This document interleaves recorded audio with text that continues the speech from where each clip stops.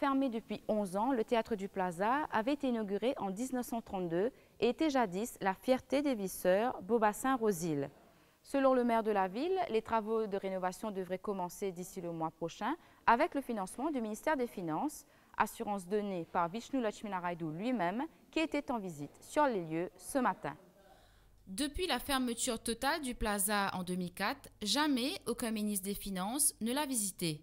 Vishnu Lakshminarayalu annonce que le gouvernement va à lui seul financer la rénovation. La salle des fêtes sera la première concernée. C'est un bâtiment évidemment important pour les gens qui voient ça, mais aussi pour toute la nation mauricienne. C'est un symbole. Un ban ici, marié ici, la plupart qui ont tout le monde marié ici même. On dit que nous pouvons financer l'intégralité de la rénovation de 4 ans. Mais il est possible aussi que nous pouvons faire le 300. Il est possible. Nous avons besoin de checker un cours avec le officier finance. On commence par faire la salle des fêtes parce que nous ne sommes pas commerçants, nous ne sommes pas businessmen, mais nous connaissons qui ça rapporte. 4 ans pour rénover la salle des fêtes et le théâtre qui depuis 2004 n'a cessé de se dégrader. Les images sont sans équivoque. Voici ce qui reste des chaises. Nous sommes quasiment à ciel ouvert dans ce théâtre que France connaît bien. Moi, je travaille dans le théâtre ici pendant 28 ans. Mais dans le théâtre, là, une famille, là, une caserne jusqu'à dans le workshop là-bas. Je peux faire machiniste ici, moi. Moi, avec madame son père, avec une petite équipe. Mais là, pour le moment, moi-même, dernier rescapé, comment dire là. Tout le monde finit à la retraite. France nous guide dans le sous-sol. La plaque tournante scénique marche toujours, mais le manque d'entretien est évident. Là, nous sommes un peu inquiets parce qu'il reste tout seul. C'est une formation, hein. Machiniste, c'est une formation. Quand des cours pour descendre, quand des cours pour là, nous besoin écouter, nous besoin lire un texte, qui m'a la scène tournante pour rouler, qui m'a le placement de décor.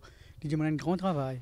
Mais il y a une formation. Mais dommage qu'ils m'ont tout seul, mais j'espère qu'à l'avenir, nous avons un nouveau monde pour capable et former autres et travailler ensemble en collaboration.